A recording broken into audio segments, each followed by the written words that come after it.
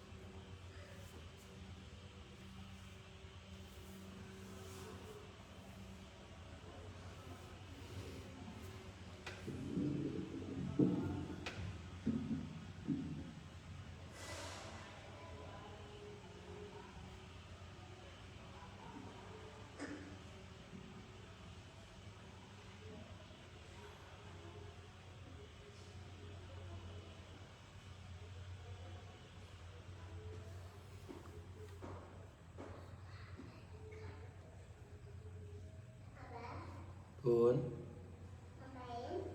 abang mau kajian sebentar ya. Baik Ustaz. Ya.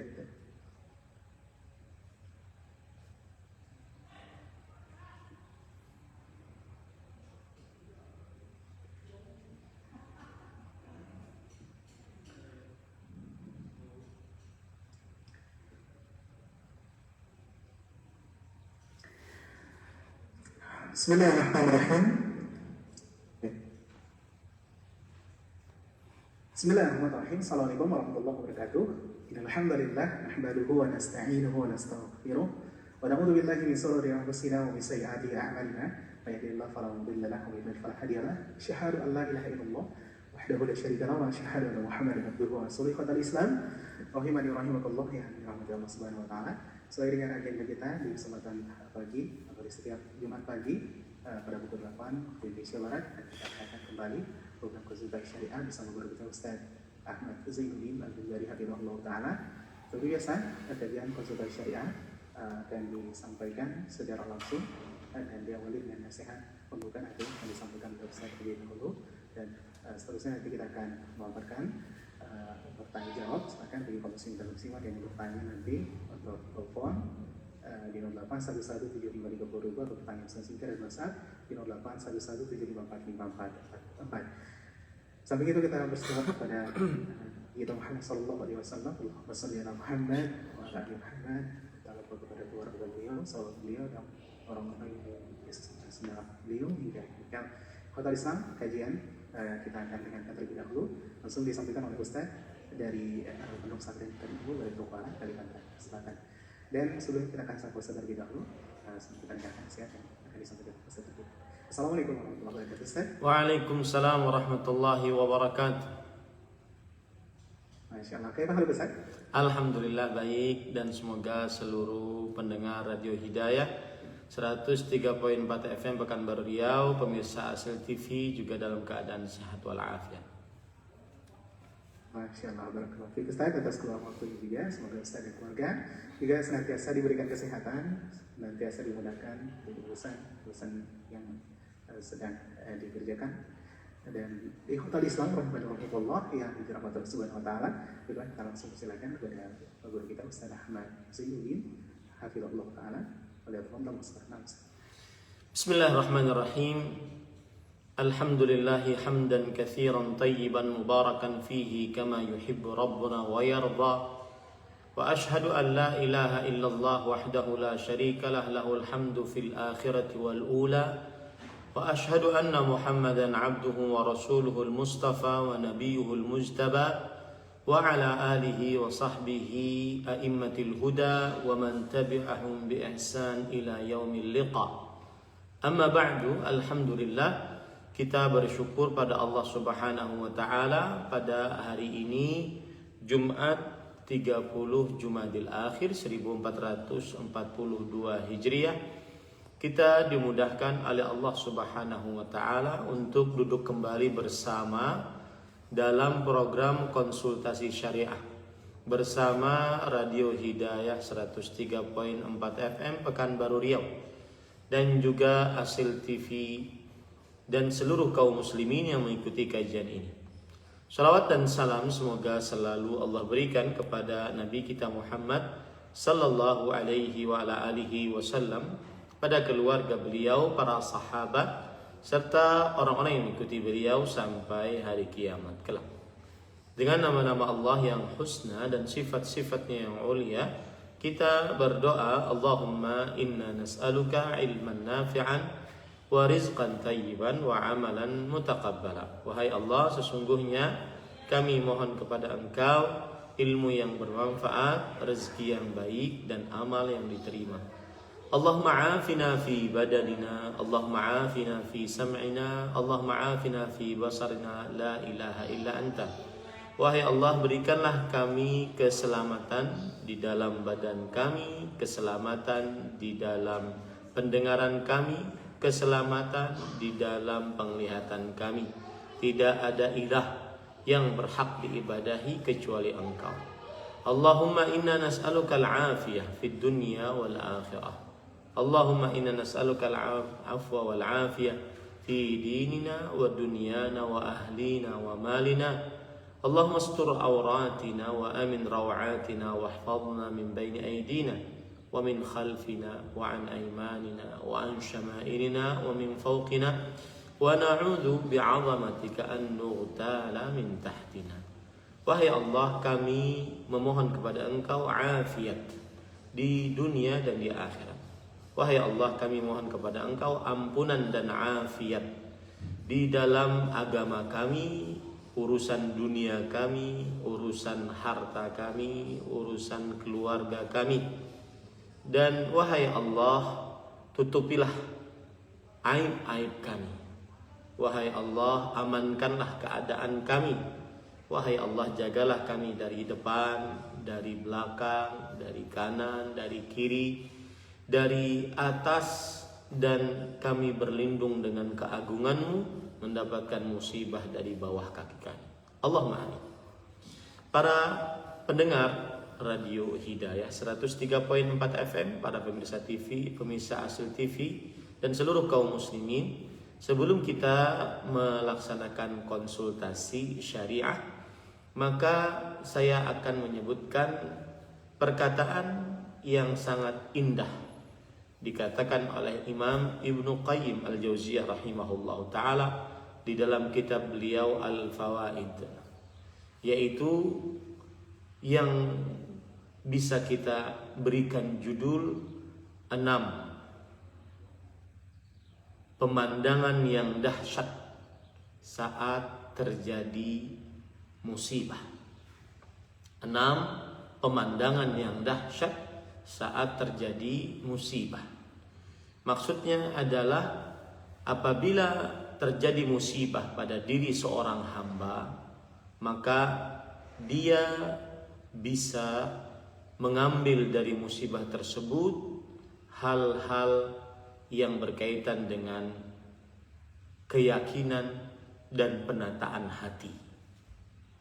Karena orang yang dapat musibah, salah satu yang sangat dibutuhkan saat dia mendapatkan musibah, seperti misalkan di dalam keadaan seperti ini, tersebarnya pandemi COVID-19, maka seseorang banyak mendapatkan musibah karena tersebarnya pandemi COVID-19, baik dengan dia mendapatkan kasus positif terhadap dirinya terkena COVID-19, ataupun dia terdampak dari pandemi COVID-19, baik secara ekonomi, pendidikan, atau aktivitas-aktivitas lainnya. Maka Imam Ibnu Qayyim Al-Jauziyah rahimahullah berkata, "Idza jara 'ala al-'abdi maqdurun yakrahuhu, falahu fihi sittatu masyahid."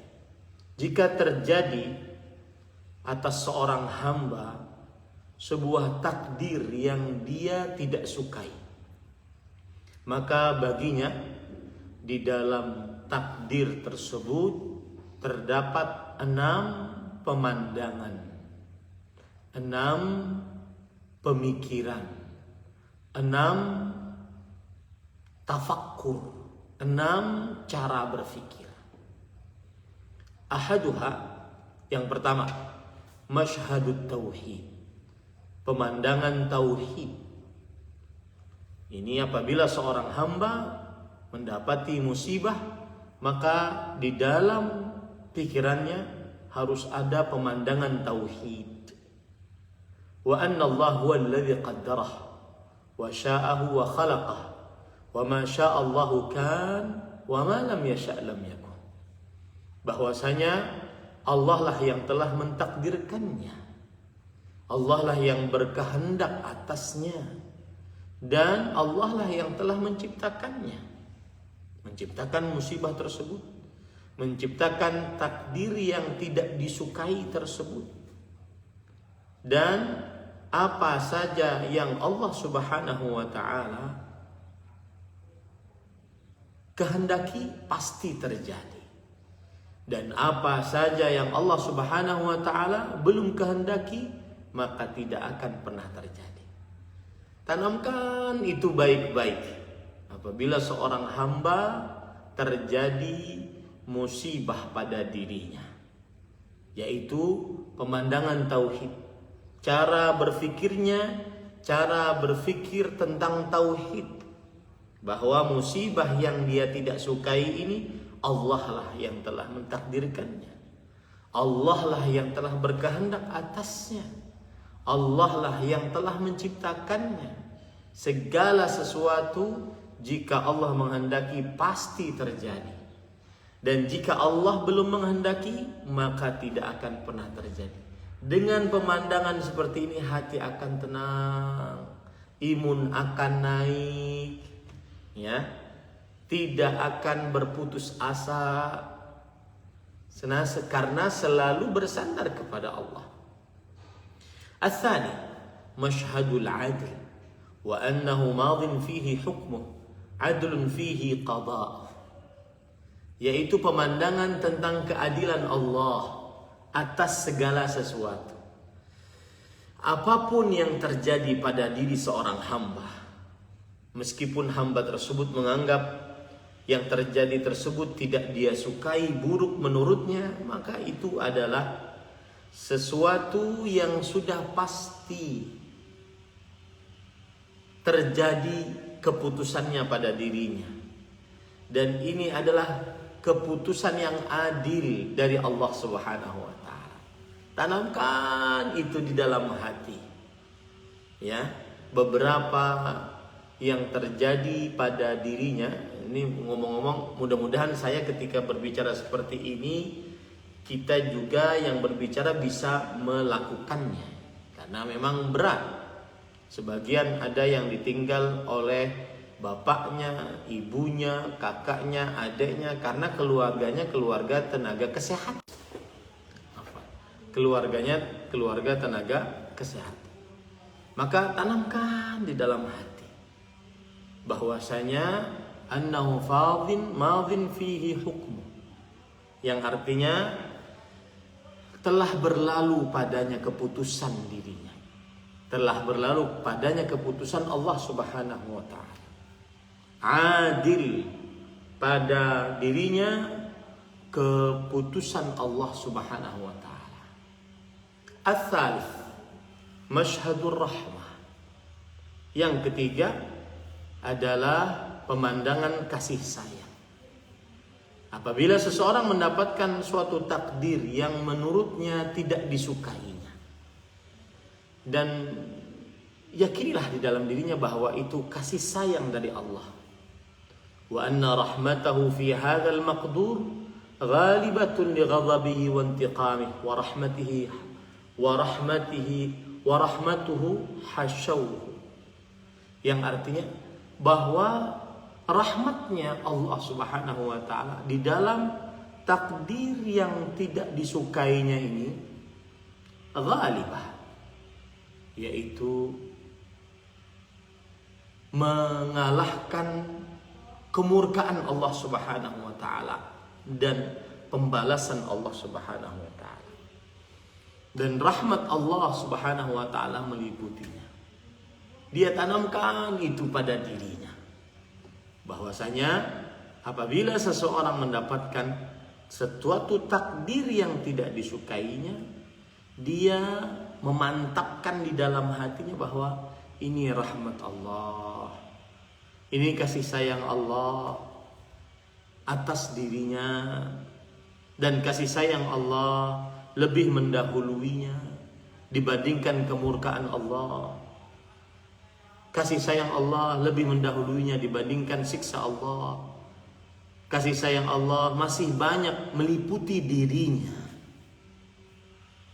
Kemudian yang keempat, ar-rabi' mashhadul hikmah. Wa anna hikmatahu subhanahu iqtadat dhalik. Lam yuqaddiruhu sudan wala qadahu abathan. Yaitu pemandangan hikmah. Artinya takdir yang dianggap buruk oleh manusia yang Allah Subhanahu wa taala takdirkan 50.000 tahun sebelum penciptaan langit dan bumi. Kemudian terjadi takdir tersebut, pasti ada hikmahnya Subhanahu wa taala. Pasti ada hikmahnya. Dan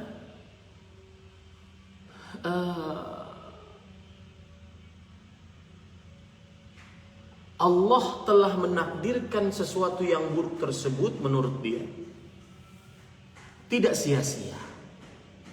Allah menetapkannya tidak sembarangan. Pasti ada hikmah. Tanamkan itu baik-baik. Entah hikmahnya itu mengangkat dosa, entah hikmahnya itu menghapuskan dosa, maksudnya mengangkat derajat, menempa keimanan, membuat semakin menadah tangan. Pasti ada hikmahnya di dalam musibah. Kemudian yang kelima, al-khamis mashhadul hamd, yaitu pemandangan pujian. Saat mendapatkan takdir yang dianggap buruk dan tidak disukai dari Allah Subhanahu wa taala, maka dia selalu bagaimanapun memuji Allah. Sebagaimana sunnah Rasul sallallahu alaihi wasallam, jika dia melihat sesuatu yang dia benci, maka dia ucapkan alhamdulillah ala kulli hal. Segala puji bagi Allah atas segala sesuatu. Wa anna lahu subhanahu alhamdut tam ala dzalik min jami'i wujuhihi. Bahwa Allah bagaimanapun segala puji hanya untuknya. Dari segala macam sisi. Meskipun dapat musibah, tetap memuji Allah Subhanahu wa taala. Makanya kan ada perkataan dari seorang ulama salaf saleh bahwa inni la usabu bi musibah. Aku mendapatkan musibah. Fa ahmadullah arba'a marrat. Maka aku memuji Allah Subhanahu wa taala sebanyak 4 kali. Ahmadu alla, aku memuji Allah Subhanahu wa taala idz lam takun hiya a'zama mimma hiya. Musibah tersebut tidak lebih besar daripada apa yang aku rasakan sekarang. Yang kedua, aku bersyukur kepada Allah, memuji Allah ketika Allah memberikan petunjuk kepadaku untuk bisa bersabar. Karena dengan bersabar akhirnya dia dengan mendapatkan ujian kemudian dia bersabar, akhirnya dia mendapatkan pahala dari Allah Subhanahu wa taala yang sangat besar tanpa batas pahalanya. Aku bersyukur kepada Allah ketika mendapat ujian, aku bisa mengucapkan innalillahi wa inna ilaihi raji'un. Karena itu berarti tanda dia bersabar. Yang keempat, aku bersyukur kepada Allah idlam takun hiya fi dini. Musibah tersebut tidak menimpa pada urusan agamaku. Hanya sebatas harta ataupun sebatas musibah-musibah selain masalah agama. Nah, ini tetap memuji Allah, karena Allah satu-satunya yang paling berhak untuk dipuji, karena kenikmatan dari Allah tiada tara.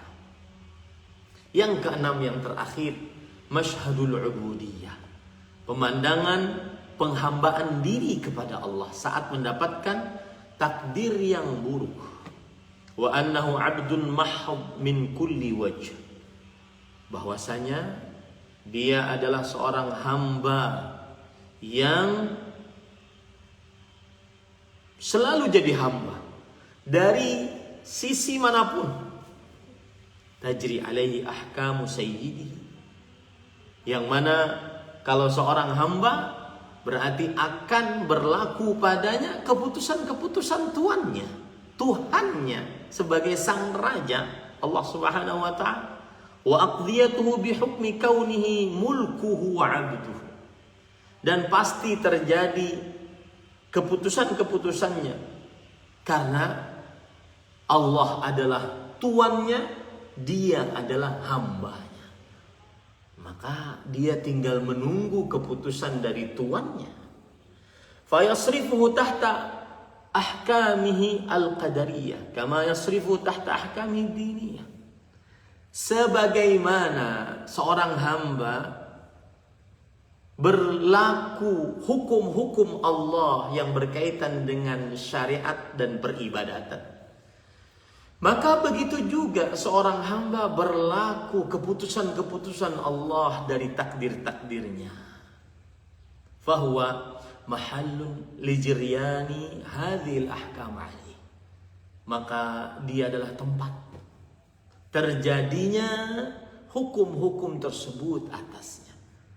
Namanya hamba, dia pasti akan merasakan hukum-hukum yang ditentukan oleh Allah Subhanahu wa taala. Tidak bisa dia mengelak. Namanya juga budak. Allah sang raja, kita para budaknya. Terserah Allah Subhanahu wa taala. Ini namanya penghambaan diri kepada Allah Subhanahu wa taala.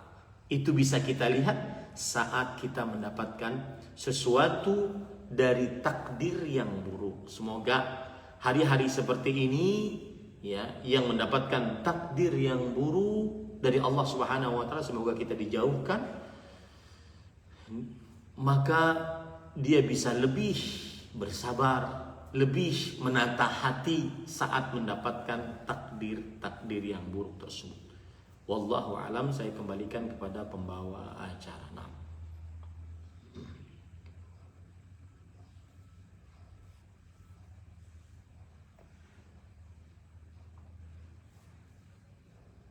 suaranya nggak kedengeran.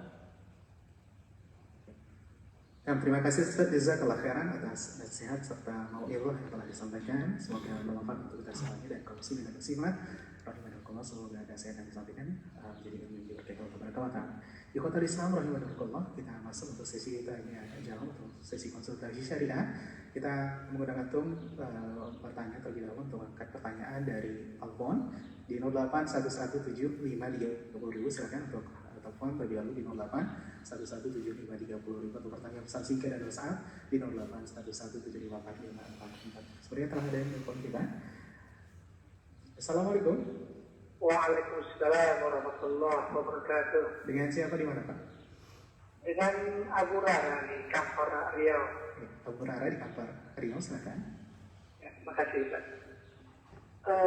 Begini Ustaz, apakah ada manusia atau umat Muhammad Sallallahu Alaihi Wasallam ini yang mendapatkan dunia dan juga mendapatkan akhirat? Karena saya mendengar pelentingan bahwa apabila seseorang mengejar akhirat, maka dunia menjauh darinya. Dan juga sebaliknya, apabila dia mengejar dunia, maka akhirat menjauh darinya. Lalu bagaimana dengan doa Rabbana atina fid dunya hasanah fil akhirati hasanah wa qina adzabannar? Mohon penjelasannya Ustaz. Terima kasih. Jazakallahu khairan. Baik, jazakallahu khairan. Bismillah, walhamdulillah, wassalatu wassalamu ala rasulillah, wa ala alihi wa sahbihi wa man wala. Ada beberapa hadis yang berkaitan dengan yang ditanyakan. Hadis yang pertama, riwayat Imam Tirmidzi dari Anas bin Malik radhiyallahu anhu.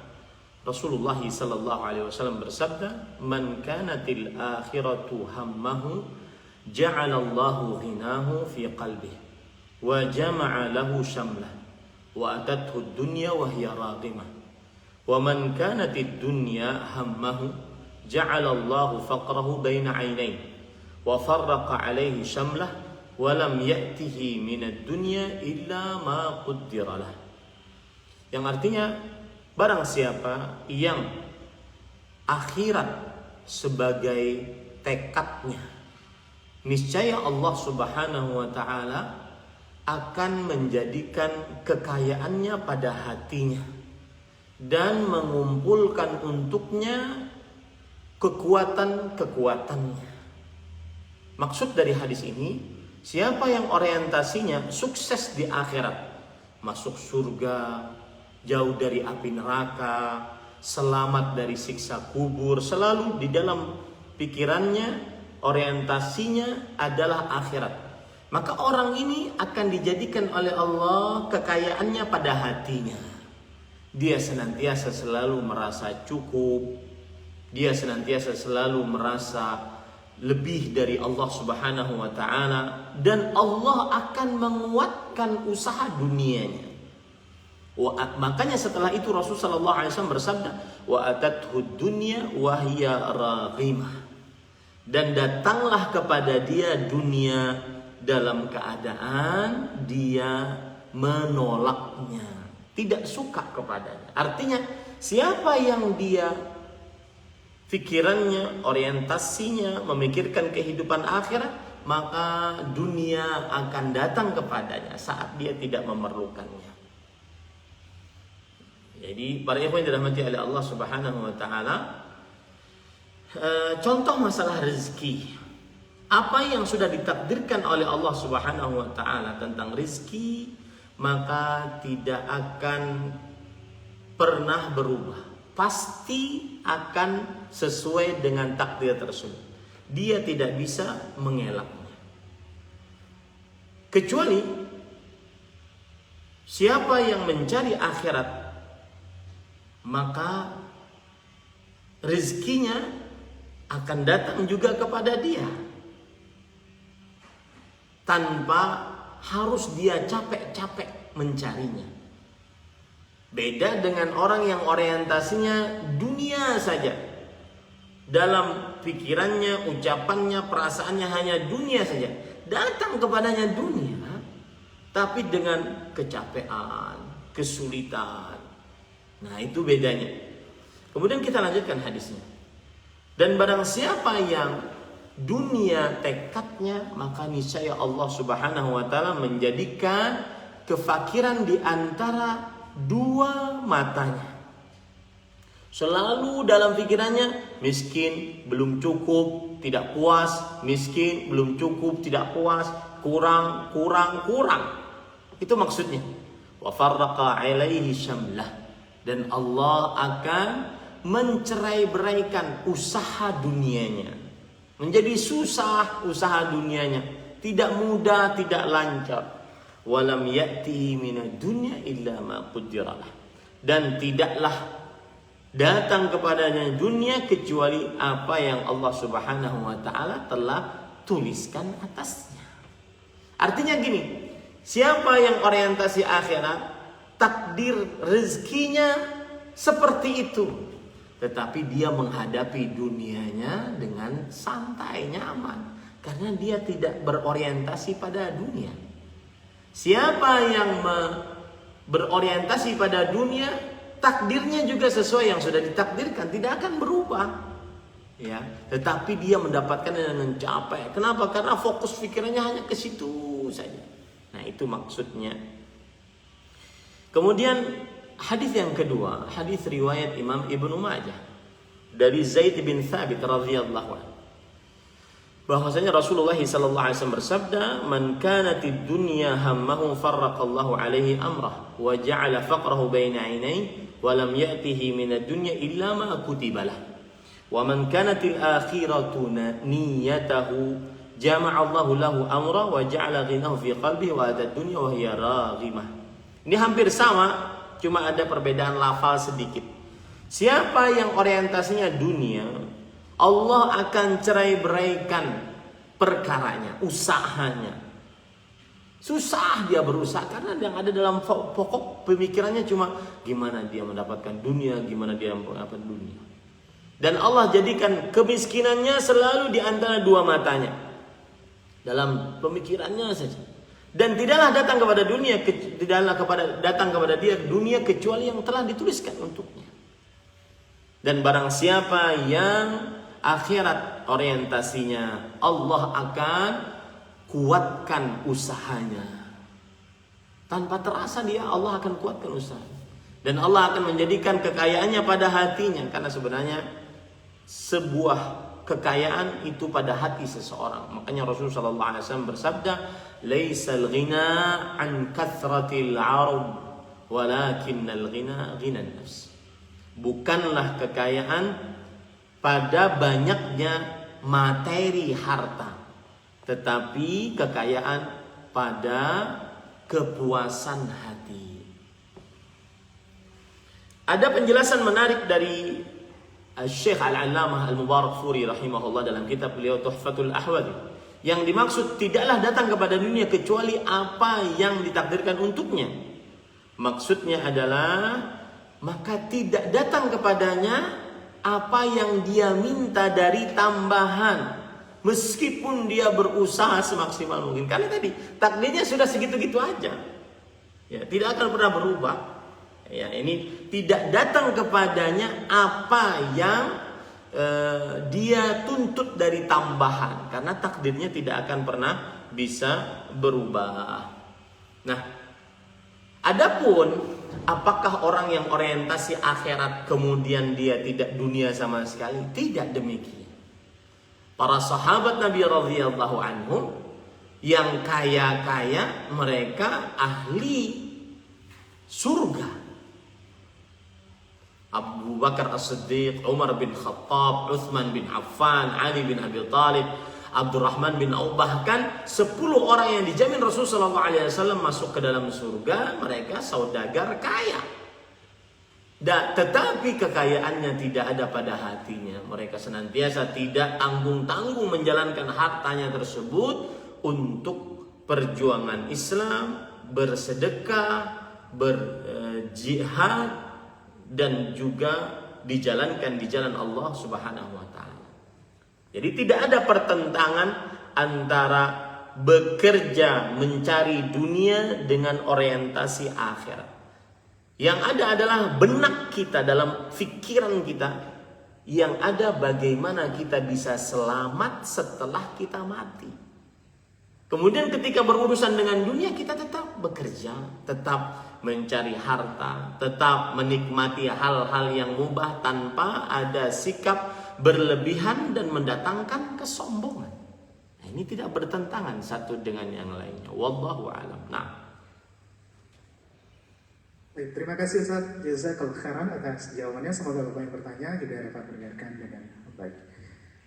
Berikutnya kami simak bagi para pendengar dan pemirsa yang dirahmati Allah Subhanahu wa taala atau pendengar radio, silakan hubungi kami di 08117530.000, atau pemirsa yang berkenan menyaksikan video maupun televisi, silakan lihat nomor-nomor yang tertera di layar monitor kita masing-masing. Untuk nomor telepon di 08117530.000 atau pertanyaan pesan singkat dan WhatsApp di 0811754544. Baik, kita coba angkat dari WhatsApp. Dari Abu Umar di Pekanbaru, Ustaz, apakah bantuan pemerintah termasuk meminta-minta?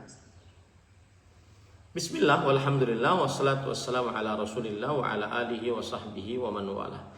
Jika pemerintah membagikan harta, maka dia bukan termasuk dari meminta-minta.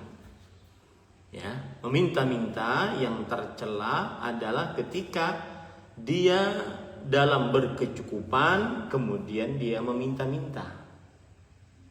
Sampai nanti di dalam akhirat tidak ada satu potong daging pun pada wajahnya, karena dia suka meminta-minta padahal dia tidak memerlukan untuk meminta-minta. Apa yang terjadi yaitu berupa pembagian dana sosial dari pemerintah pusat atau pemerintah daerah, maka ini adalah keberhakan rakyat untuk mendapatkannya. Keberhakan rakyat untuk mendapatkannya, bukan termasuk meminta-minta yang tercela. Rasulullah SAW bersabda dalam hadis riwayat Bukhari dan Muslim dari Abdullah bin Umar radhiyallahu anhuma, la tazalul mas'alatu bi ahadikum hatta yalqallaha ta'ala laysa fi wajhihi muz'atul lahmi. Tidaklah permintaan pada seseorang sampai dia sampai dia bertemu dengan Allah dan dalam keadaan pada wajahnya tidak ada sepotong daging pun. Nah, itu yang tercela, minta-minta padahal dia tidak memerlukan. Adapun yang ini adalah pembagian dari pemerintah setempat karena keadaan yang mendesak, tersebarnya pandemi COVID-19 dan kaum muslimin dan rakyat secara umum banyak berada di rumah, maka termasuk kebaikan penguasa adalah memberikan bantuan sosial kepada rakyatnya. Maka ini bukan hal yang meminta-minta. Wallahu a'lam. Baik, terima kasih Ustaz Jazakallahu khairan atas jawabannya. Semoga yang bertanya Abu Umar juga dapat berkata dengan baik. Silakan ikhwatul Islam rahimakumullah untuk penelpon berikutnya kita coba angkat di 08117530. Halo, assalamualaikum.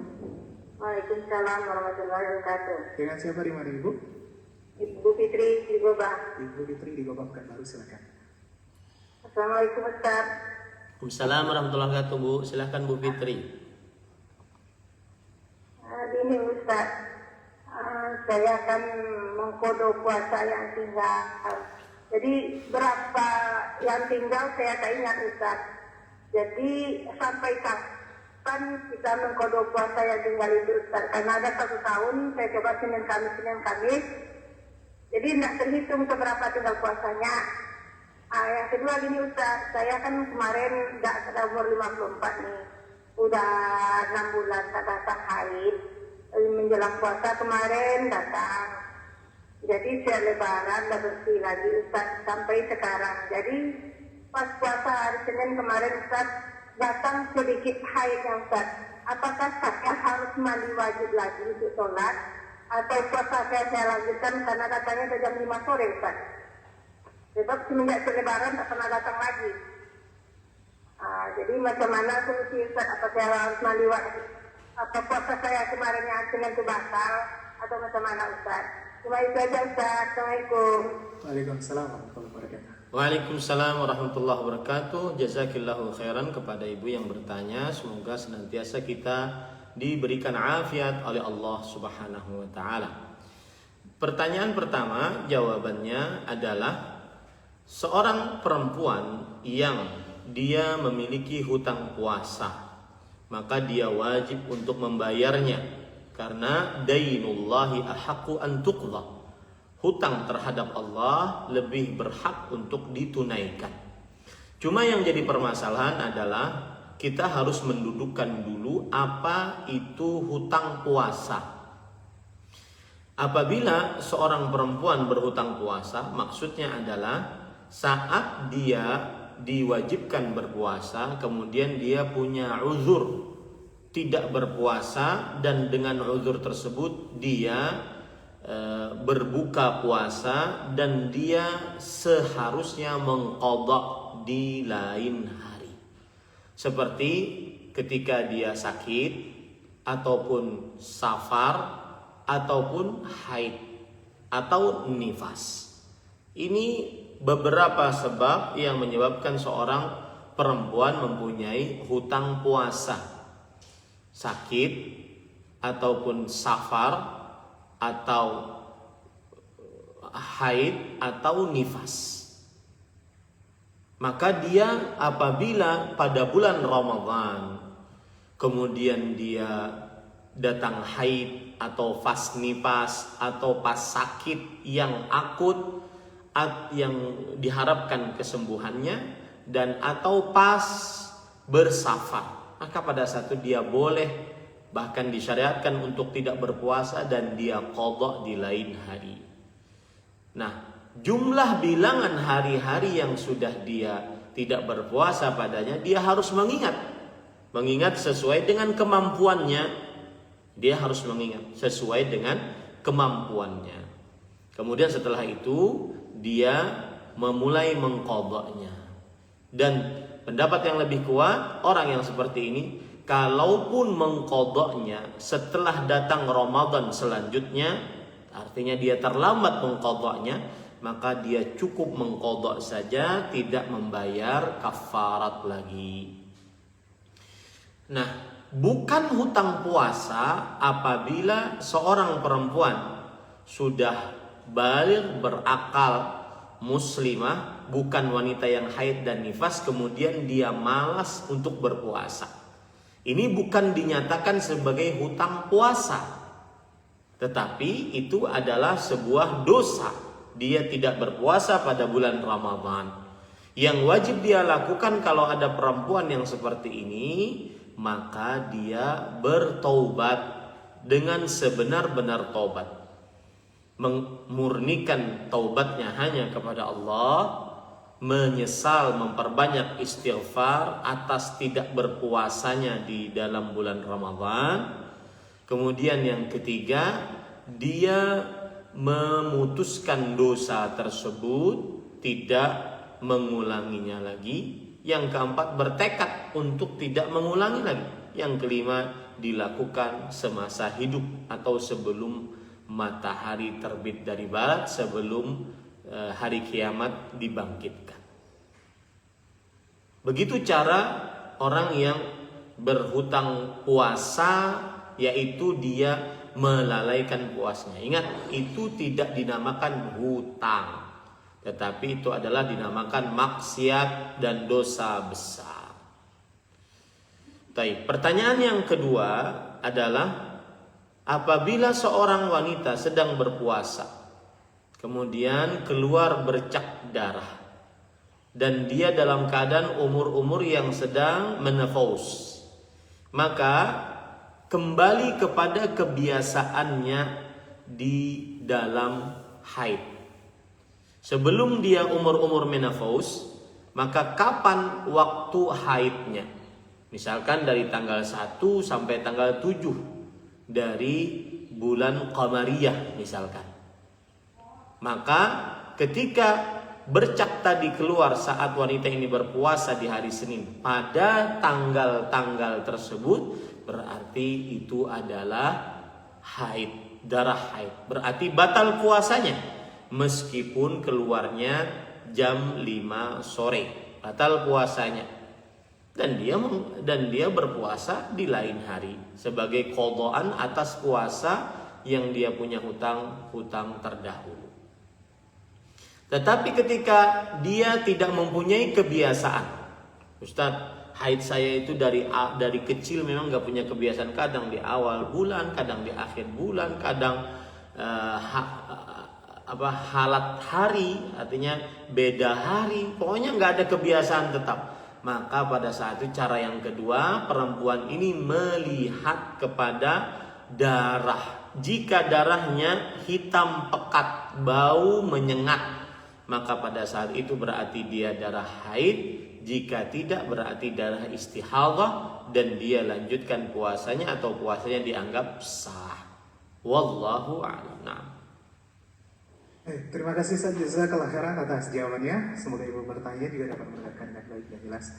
Kita beralih ke pertanyaan dari WhatsApp. Mengangkat pertanyaan dari WhatsApp di 081175454444 untuk nomor yang dikirim pesan di 081175454444. Ustaz mau bertanya, kemarin saudara saya meminjam uang, tapi karena tak punya uang sebanyak yang ia pinjam, lalu saya kasihkan emas yang sedang saya pakai senilai uang yang dipinjam. Saya tak tahu diapakan itu emas yang saya pinjamkan untuk diuangkan untuk keperluannya.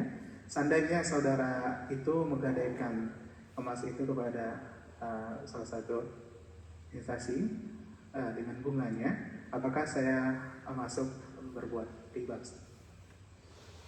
Bismillah walhamdulillah wassalatu wassalamu ala rasulillah wa ala alihi wa sahbihi wa man wala. Sebelumnya saya ingin memberitahukan kepada yang nonton saya mungkin melalui TV atau Facebook, maka minum dengan tangan kanan. Ini mungkin baru nonton saya kali ya, baru nonton saya. Jadi rasa heran, Ustadz kok minum pakai tangan kiri, karena yang melalui Facebook dia memakai kamera depan, ya, kamera depan. Ente kemana aja, saya sudah kajian Bu. Sangat lama kok malah marah-marah dalam masalah ini. Ya ini tangan kanan, ya Bismillah. Seperti itu. Berbeda dengan kalau memang dia meminjamkan emas, maka dia bayar dengan emas atau seharga emas pada hari dia bayar. Pada hari dia bayar. Adapun nanti emas ini digadaikan oleh orang yang berhutang, maka itu urusan dia, bukan urusan yang memberikan pinjaman. Urusan dia. Ya. Dan semestinya meskipun urusan dia, yang berhutang yang menggadaikan emas ini tidak diperbolehkan untuk menggadaikan dengan cara riba, yaitu berhutang. Gadai itu kan akad hutang piutang yang